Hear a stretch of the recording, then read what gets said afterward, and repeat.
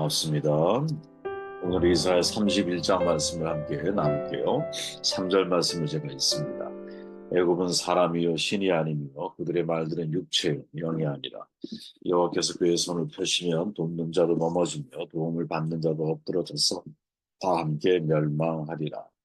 애굽은 신이 아니다라는 제목으로 말씀 나눕니다. 이사야서 31장은 애굽의 도움을 구하는 자들을 향한 하나님의 경고가 계속됩니다. 말, 병거, 마병에 많고 강함을 의지하고 이스라엘의 거룩하신 하나님을 의뢰하지 않는 자들에 대한 말씀이죠. 오늘날에도 얼마나 많은 교인들이 실은 하나님을 신뢰하기보다는 애굽으로 대표되는 군사, 말, 병거, 마병 이것을 신뢰하며 살아가고 있습니까? 하나님은 오늘날에도 그런 불신앙의 태도에 대해서 심판을 바라고 계시죠. 이것은 단지 구약시대에 한정된 말씀이 아니라 실은 모든 세대에 걸쳐 드러나는 죄악과 불신앙에 대한 하나님의 심판의 메시지다 라고 우리는 이해할 수 있는 거죠. 말과 병거와 마병은 물리적이고 군사적인 힘뿐 아니라 학력, 경제력 등 우리가 의지하는 모든 대상들을 다 포괄하는 개념으로 이해하는 것이 옳다고 봅니다. 믿음은 말, 병거, 마병 그리고 하나님을 의지하는 것이 아니라 오직 하나님만을 바라보며 구하는 거죠. 애굽을 의지하는 자들은 애굽은 사람이요 신이 아니다라는 구절을 주목해야만 합니다. 저는 이 구절이 그렇게 마음속에 와닿았어요. 야, 애굽은 사람이야, 신이 아니야. 애굽은 신이 아니라 우리의 눈에 볼 때 되게 풍요로운 것이고 그 애굽이라는 지역에는 정말로 다양한 신들이 많이 있었지만 그들은 인간이 만든 신일 뿐이지 애굽은 신이 될 수 없다라는 돈이 신이 될 수 없다라는 풍요가 신이 될 수 없다라는 이걸 우리가 명심하며 인생을 살아가고 있느냐. 만약 돈이 신이 아니라면 우리는 돈을 숭배하는 일을 숭배하는 우상 숭배를 범하지 않을 겁니다. 그러나 만일 내 안에 돈이 신이 되고 있다면 우린 주종이 바뀐 관계 속에서 돈을 추구하는 인생을 살아가게 될 거예요. 애굽은 만들어진 신이라면 하나님은 스스로 존재하는 신이죠. 이러한 큰 주제를 가지고 오늘의 본문 말씀을 접근해 들어갈 수 있다고 생각을 합니다. 3절 말씀을 다시 보면 애굽은 사람이여 신이 아니며 그들의 말들은 육체의 영이 아니라 여호와께서 그의 손을 펴시면 돕는 자는 넘어지며 도움을 받는 자도 엎드러져서 다 함께 멸망하리라. 지금 우리가 살고 있는 이 시대에 물론 코로나 팬데믹이 지나가고 지금처럼 기후변화의 위기를 겪고 있는 이 심각한 위기 속에서 그 어떠한 위기보다 더 큰 위기가 뭐냐. 어떤 분이 그런 말을 해요. 이제는 스스로 신이 되려고 하는 사람들이 많아지고 있다라는 거죠. 앨런 머스크 다 들어봤죠, 여러분. 우주를 여행하기 위해서 정말 애를 쓰고 있죠. 우리가 잠시 100km 혹은 1000km 하늘로 올라가면 내가 신이 될 수 있을까요? 최근 다큐로 우리에게 알려져 나는 신이다라고 하는 다큐를 제가 한두 편 본 것 같은데 그거 보면서 참 웃지 못할 일이죠. 사람이 신이 될 수 있을까? 본인이 인간이라는 사실을 철저하게 인정하면서 재림 예수라고 말하며 사람들을 자기 유혹의 도구로 사용하고 있는 사랑의 대상이 아니라 사형의 대상으로 사랑하고 있는 수많은 사람들을 목격을 하죠. 지금도 그런 사람들이 가득하다라는 거예요. 인문학자들은 자신들에게 충실해라, 자신의 목소리에 귀를 기울여라 이렇게 부추기죠. 자기 실현이죠. 자기 실현이 꼭 나쁜 거냐? 그걸 말하는 게 아니에요. 자기 실현이 우상이 되면 안 된다라는 거죠.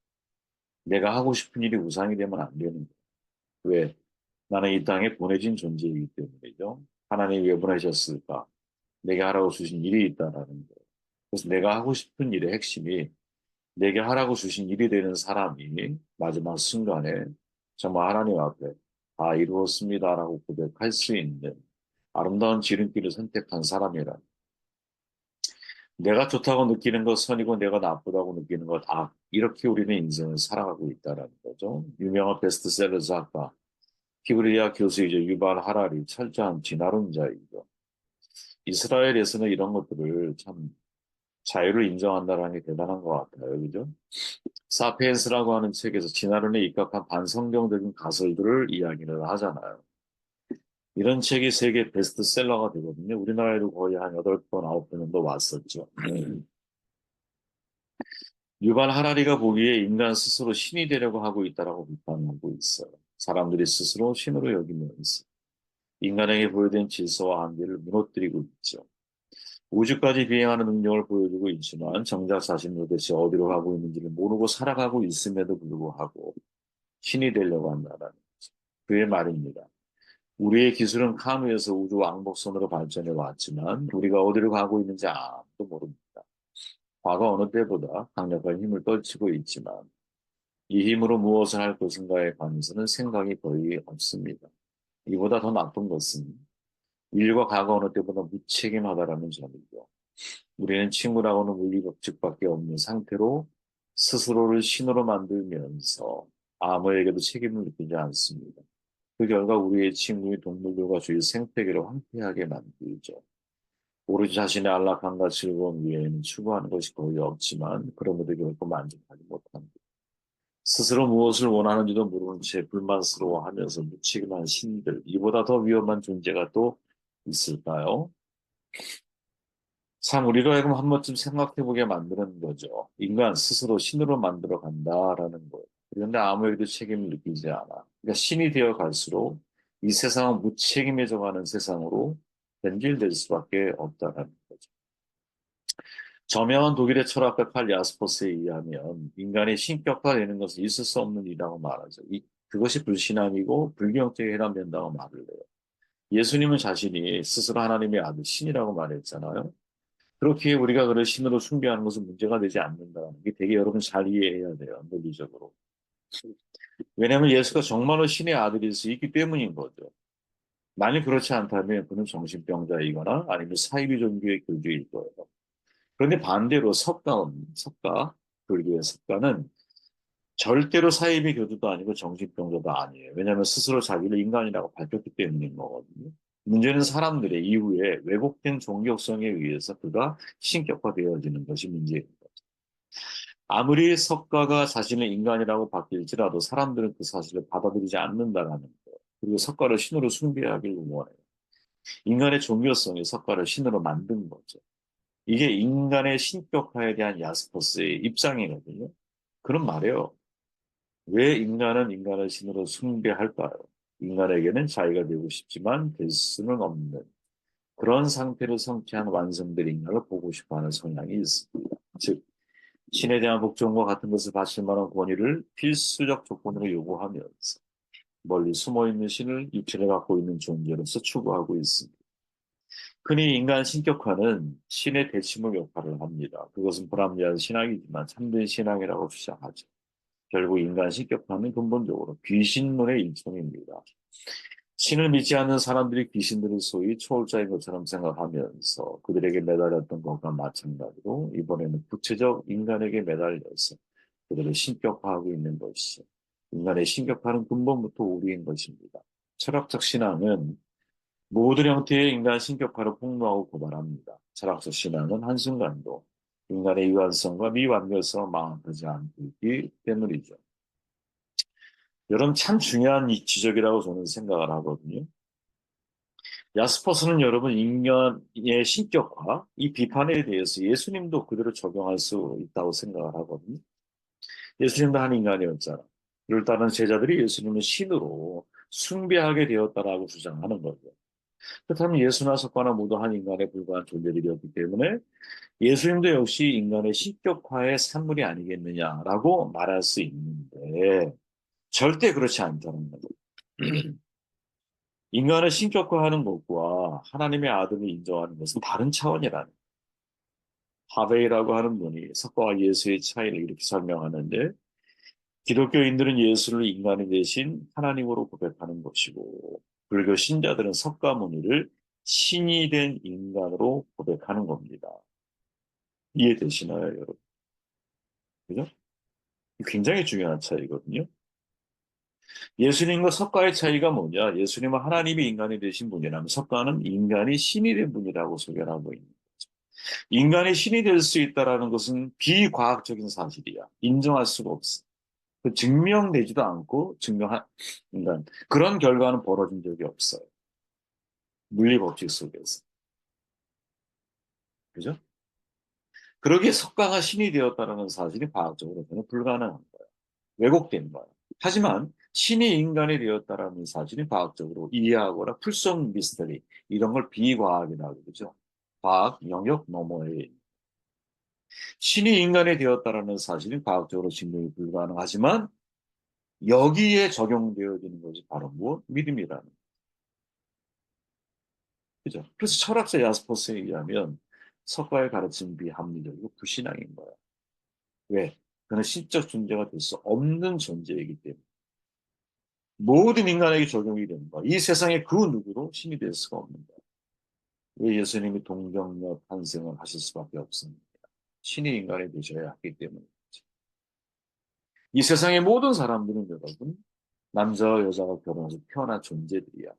그래서 그는 신이 될 수 없는. 이 차이를 여러분 우리는 아주 깊이 마음속에 새기고 있어야 되는 거거든요.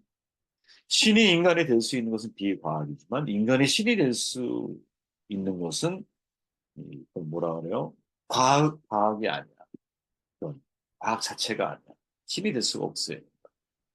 불완전한 유물론적인 인간이 어떻게 신이 될 수 있게 불가능하다라는 거죠. 애초에. 그래서 신이 인간이 되어지는 부분에 대해서는 믿음이 필요합니다. 기독교가 왜 믿음을 강조합니까? 그거는 비과학의 영역에서 인간의 믿음을 요구하는 행위.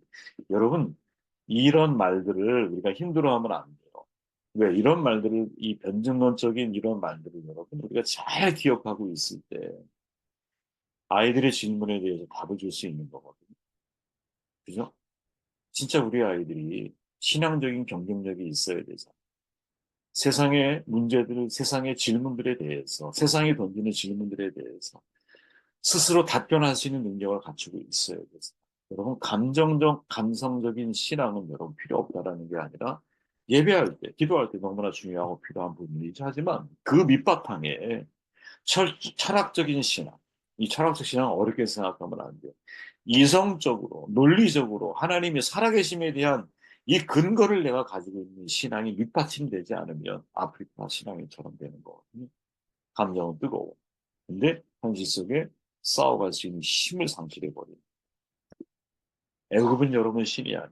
만들어진 신일 뿐인 거예요. 이 사실을 기억하고 있어야 알았는 거지. 그러면 성경이 소개하고는 하나님은 어떤 분이냐? 스스로 있는 신이죠. I am who I am. 스스로 있는 자. 그분이 만드신 자연은 스스로 존재하는 힘을 가지고 있어요. 우연이라고 생각하십니까, 여러분? 저는 결국 우연이라고 생각하지 않아요. 하나님의 창조성이 담겨져 있는 그러한 창조물들이기 때문에 하나님의 형상이 그 속에 그의 신성이 그 속에 담겨 있는 거죠. 여러분 만들어진 신은 그 자체로 신이 될 수 없지만 왜? 만들어졌잖아. 만들어진 신은. 사람에 의해 만들어졌잖아. 모든 우상은 여러분 신이 될 수 없는 거지. 왜? 사람에 의해 만들어진 거죠. 그러나 정말로 신이 될 수 있는 분이라면 그는 스스로 존재하는 힘이 있어야 되는 거죠. 스스로 존재한다는 게 뭐예요? 만들어진 존재가 아니라는 거잖아. 엘로힘 하나님께서 당신을 소개하실 때 나는 스스로 있는 자다. 나는 나다. 라고 이렇게 표현하실 수밖에 없는 중요한 이유가 있다면 인간의 해석 범위를 넘어서는 존재이기 때문에 왜 하나님이 영이십니까? 하나님이 영이시. 왜 영이십니까? 형상이 없고 시공간의 제약을 받지 않고 영, 여러분. 이 세상에서 가장 빠른 속도를 가지고 있는 게 뭐라고 그랬어요? 제가 알고 있는 지금까지의 저의 지혜에서는 생각이에요, 생각. 영에 가까운 게 생각이 아닐까? 이런 생각을 해보기도. 내 생각은 저 400억 광년 떨어진 우주 제 끝에 지금 바로 갈 수 있어. 이게 영적인 존재라는 거예요. 인간의 해석 범위를 넘어섭니다. 예수님이 인간이 되신 하나님입니까? 아무도 몰라요. 여기엔 뭐가 필요한 거예요? 믿음이 필요해요. 예수님을 하나님의 아들로 받아들이는 것은 믿음의 여정인 거죠. 즉 개인의 선택에 달려있는 개인의 선택. 여러분 우리는 무신론과 유신론 중에 하나를 선택을 해야 돼요. 그 하나가 여러분 예수 그리스도께서 하나님의 아들 되신 분이라는 사실을 내가 받아들일 수가 있고 여러분 기독교 유교가 유사하다는 거 알고 있죠. 인간의 근본적인 또 본질적인 문제를 바라보는 관점이 서로 유사해요. 석가는 여러분 인류의 문제를 고통으로 봤어요. 고통의 원인을 탐으로 봤어. 탐욕 이거로 봤어요. 그런데 기독교는 예수님은 여러분 인류의 문제를 죄와 죽음이라고 봐요. 이 죄와 죽음의 근본적인 원인을 하나님과 분리, 소외로 보았다라는 거죠. 그래서 하나님과의 회복을 위해서는 이 죄의 근본적인 문제들을 해결해야 돼. 근데 인간은 죄의 문제를 해결할 수 없어. 그게 에덴 동산에서 증명이 되는 거예요. 그렇죠? 인간은 선악을 분별할 능력 자체가 없어. 제가 늘 얘기하잖아요. 오늘 우리에게 필요한 비가 지구 반대편의 어느 곳에서는 비가 내리지 않기를 간절히 소원하고 있는 상황들이 이 세상에는 수백 가지, 수천 가지, 수만 가지가 얽혀 있는 상황들이기 때문에 나에게 유익이 너에게 악이 될 수 있고 내게 선이 너에게 악이 될 수 있고 그래서 모두의 공공선을 추구하는 것은 인간이 불가능합니다. 그죠? 인간의 이기심은 여러분 이 문제를 적나라하게 이 세상 가운데 드러냈어. 그래서 한 나라의 이익을 취하기 위해서 그가 그죠? 이 체제 안에 존재하는 힘이라는 게 있잖아. 지금 누구죠? 루시퍼 이펙트라고 하는 책을 쓴 그 사람이 하는 말이잖아요. 체제 안에 들어있는 체제 안에 존재하는 힘, 이 힘이 악의 근본적인 힘이거든요. 우리가 살고 있는 공중 권세를 맡고 있는 이 체제 속에 들어있는 힘이 있어. 인간은 그 힘을 추구하려고 그래. 그 힘을 추구하는 것 자체가 악이라고 보는 인간의 이기심은 그 힘을 추구하려고 하지. 세상은 끊임없이 악을 만들어내고 다른 사람의 것을 빼앗아 나를 채우려고 하는 것. 그 속에 악이 발생하고 그 속에 갈등이 발생하잖아. 김수인 교수의 말처럼. 그죠? 그렇게 끊임없이 이 근본적인 인간의 문제를 해결하기 위해서는 인간 스스로 해결할 수가 없어. 인간이 스스로 죄의 문제를 해결해서 구원을 받는다면 구원의 문제 자체가 이미 거론될 필요가 없다. 그래서 우리는 누구? 엑스트라모스 외부에서 하나님이 우리의 세상에 침투해 들어와서 인간을 구원하지 않으면 인간의 구원의 길이 열릴 수 있는 방법은 존재하지 않아요. 여러분 어떤 게 더 합리적인 생각이라고 판단하십니까? 저는 여러분 기독교가 훨씬 더 논리적이고 합리적인 사실은 진짜 저는 개인적으로 종교가 아니라고 말씀드렸지만 기독교가 훨씬 더 합리적인 논리적인 거.